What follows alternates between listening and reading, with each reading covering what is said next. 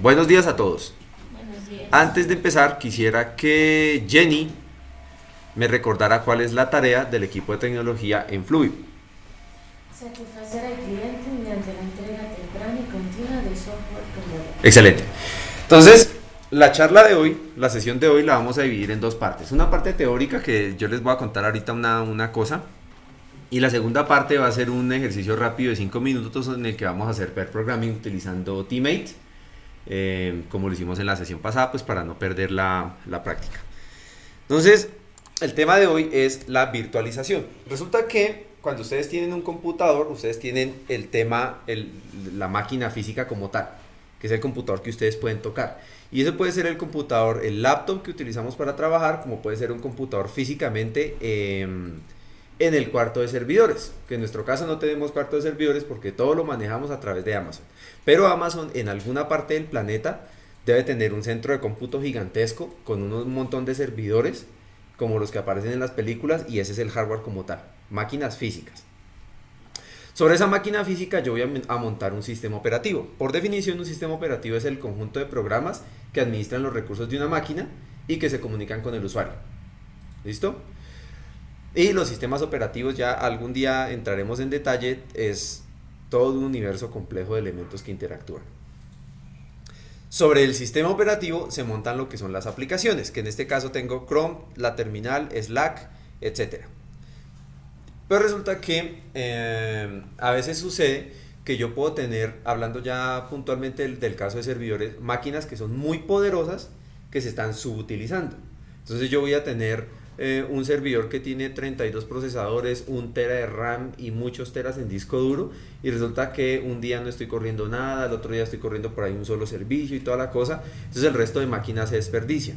Lo que se puede hacer en estos casos es virtualizar los recursos, es decir, tener la máquina gigante con todos los recursos disponibles y sobre eso montar unas máquinas virtuales con recursos limitados para que los usuarios finales pues utilicen únicamente los recursos que van a consumir.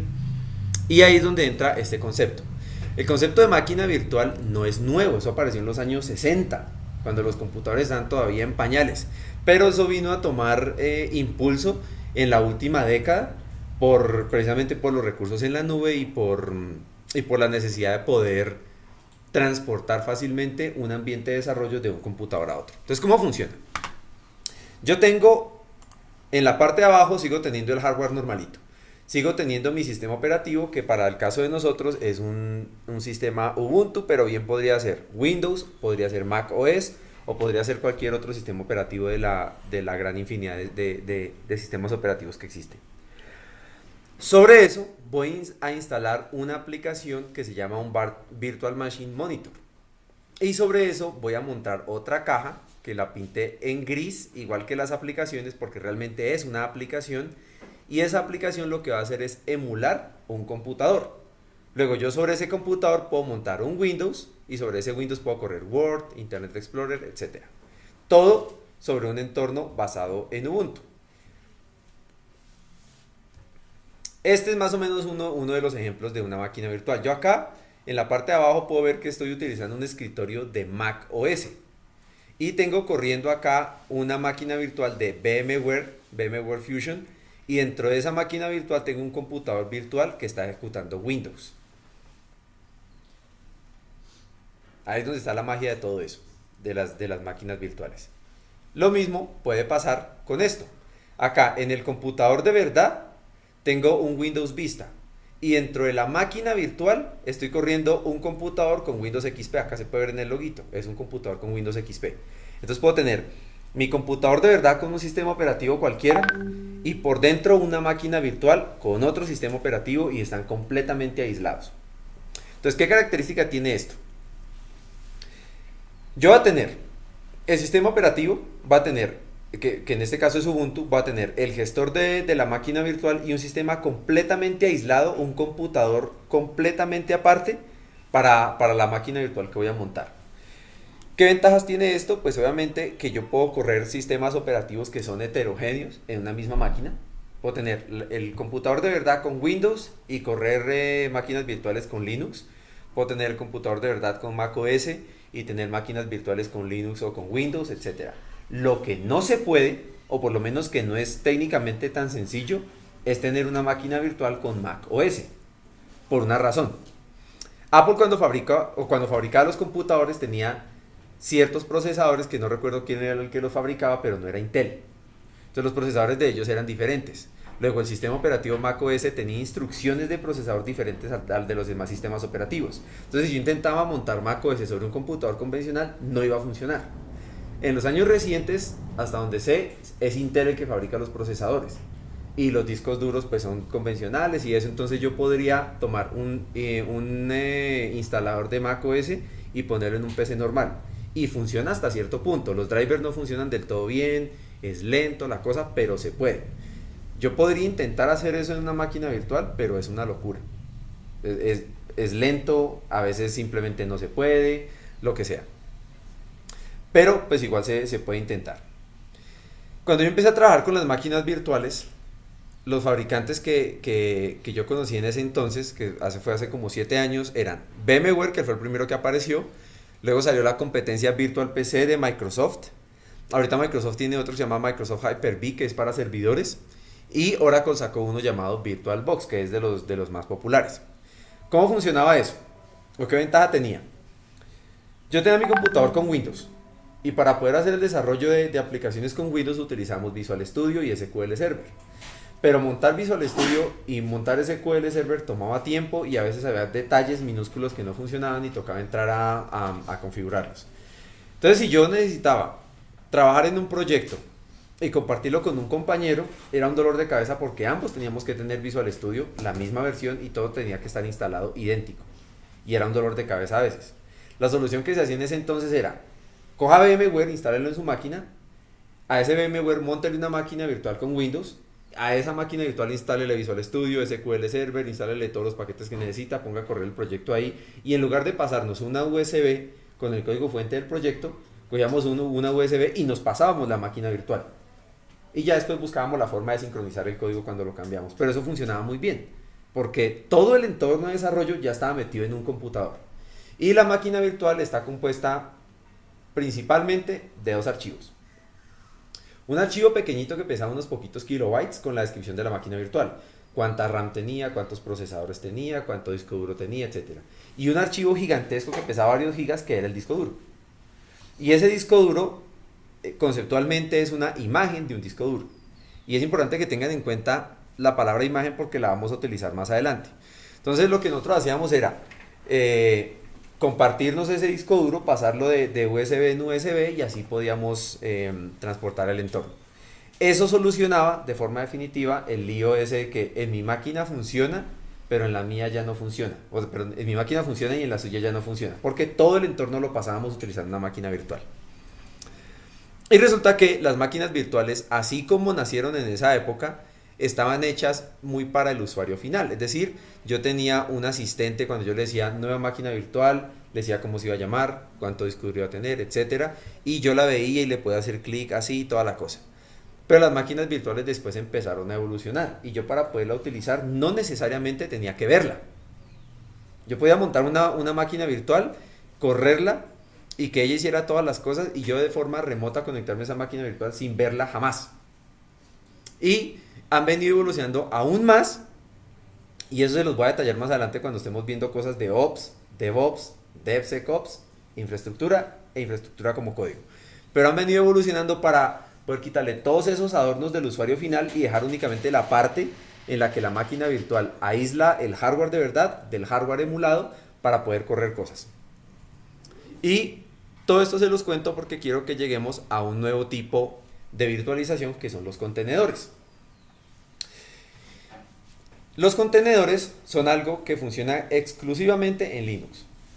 Han tomado mucha popularidad en los últimos años gracias a Docker. Pero los contenedores existen desde hace muchísimo tiempo con algo llamado cgroups y creo que se llaman cnames o algo así. Pero ya el concepto como tal de contenedor lo incluyeron a partir de la versión 2.6 del kernel de Linux.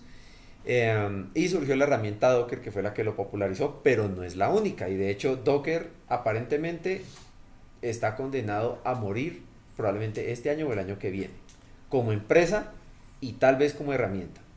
o tal vez no muera. Eso es una discusión que tendremos más adelante. ¿Por qué? ¿Por qué qué? ¿Por qué no está definido? Resulta que Linux sacó el tema de los contenedores. Docker sacó la empresa y facilitó la forma en la que un humano puede crear y administrar los contenedores. Y para eso usamos Docker, Docker Compose, Docker Swarm. Pero ellos como tal no le han sacado un negocio al hecho de tener los contenedores. El negocio lo han montado es con las características empresariales de los contenedores, que son adornos que se le ponen. Y han sobrevivido con la plata de los inversionistas. Pero al no facturar, como empresa pueden fracasar.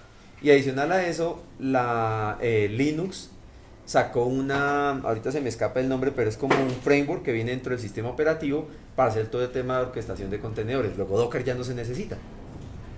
Ahora, ¿por qué yo personalmente creo que de pronto no muere? Porque pasa lo mismo que pasa con Git. Git es un sistema de control de versiones, es gratis, es de código abierto y siempre está disponible para todo el mundo. Sin embargo, GitHub montó negocio con eso, Bitbucket montó negocio con eso, GitLab montó negocio con eso y ninguno se ha quebrado. Luego puede que Docker busque la forma de evolucionar a eso y a pesar de que todas las cosas de contenedores estén disponibles gratis en el sistema operativo, ellos tengan un modelo de negocio que puedan lucrar y no quebrarse. Pero eso es otra historia. Entonces resulta que con los contenedores, a diferencia de las máquinas virtuales, pues primero solamente funcionan en Linux, cualquier distribución de Linux. Porque todas las distribuciones de Linux tienen el mismo kernel, o sea, como la misma base del sistema operativo es la misma para todas las distribuciones de Linux.